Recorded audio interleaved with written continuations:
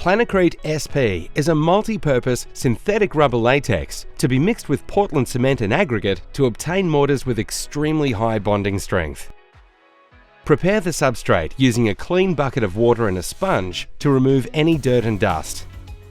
When preparing Planicrete SP Screed slurry, add 1 part by weight of cement into 1 part Planicrete SP in a bucket and mix until a smooth yogurt consistency is achieved.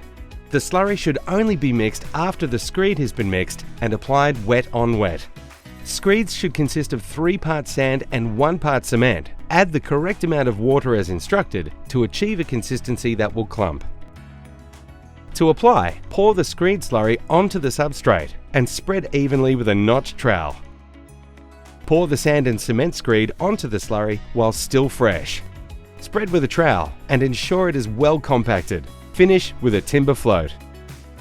And just like that, you have a perfect sand and cement screed installation. Mapei, building the future.